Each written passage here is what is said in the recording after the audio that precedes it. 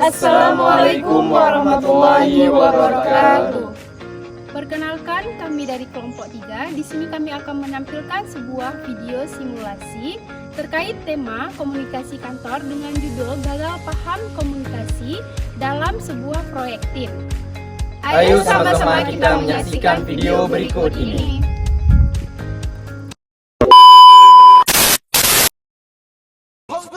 Halo, perkenalkan nama saya Febianisa. Saya berperan sebagai staf administrasi senior pengguna sistem lama.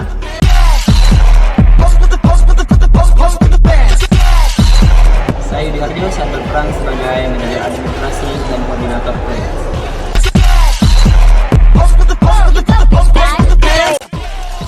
Hai, saya Birna Hisa, berperan sebagai staf baru administrasi bakalan tim.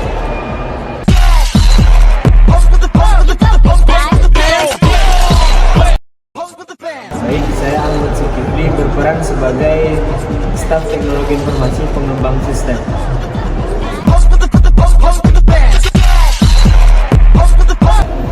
Perkenalkan, nama saya Muhammad Ilhamdi. Saya berperan sebagai staf operasional perwakilan dari lapangan.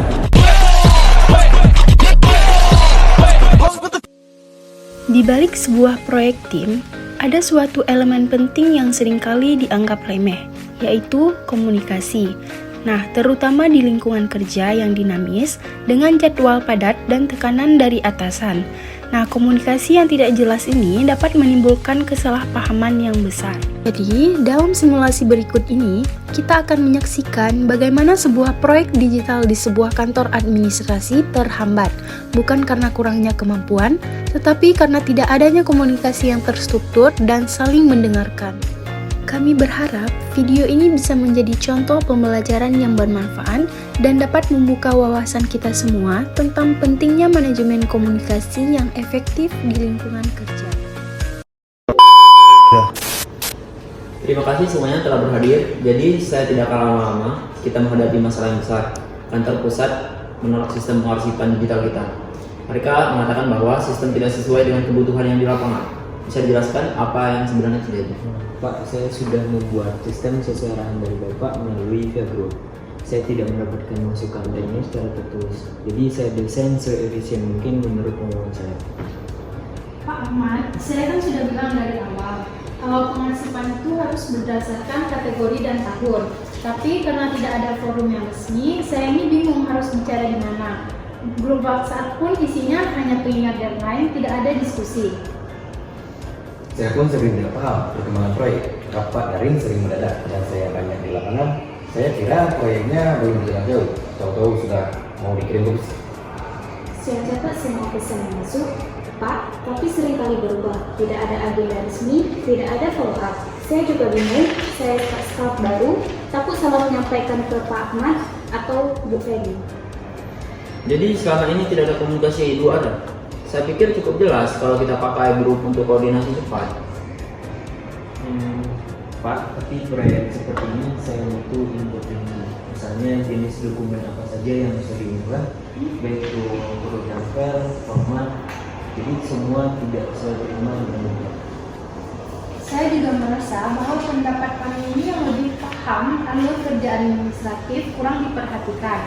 Nah, ini tuh bukan hanya soal teknis saja, tapi soal kebiasaan yang sudah berjalan bertahun-tahun. Betul, di lapangan kami juga punya cara sendiri menangani dokumen. Kalau tidak dikonsultasikan ya pasti sebenarnya tidak akan cocok. Kalau saya boleh usul, kenapa tidak mulai bikin folder kerja bersama, setiap keputusan ditulis, setiap masukan tercatat, dan kita jadwalkan rapat mingguan minimal 30 menit. Baik, saya akui ini semua merupakan tanggung jawab saya sebagai koordinator. Saya terlalu fokus pada kecepatan, lupa pentingnya keterlibatan tim. Mulai hari ini kita ubah cara bekerja yang baik.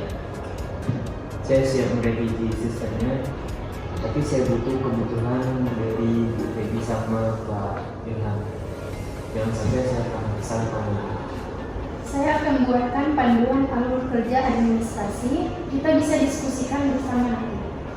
Dan saya akan coba rangkum kebutuhan dari sisi lapangan, dokumen logistik dan format laporan tim. Dan saya janji akan hadir penuh untuk kedatangan diri. Saya siap dari laporan resmi dan mengikat jadwal. Saya juga bisa kelola laporan kerja bersama, kalau disetujui. Bagus. Jadi kesepakatan kita yang pertama adalah kita mengadakan rapat mingguan resmi. Terus yang kedua, kita semua keputusan dan perubahan dicatat dan dibagikan. Terus yang ketiga, komunikasi hanya tidak satu arah. Dan yang keempat, masukan dari lapangan dan administrasi dijadikan dasar desain sistem. Saya percaya kalau kita saling mendengar, proyek ini bisa selesai dengan baik. Setuju, Pak.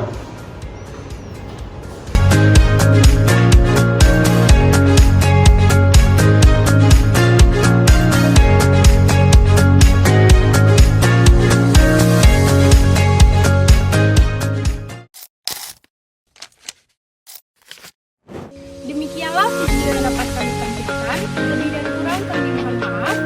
Wassalamualaikum warahmatullahi wabarakatuh.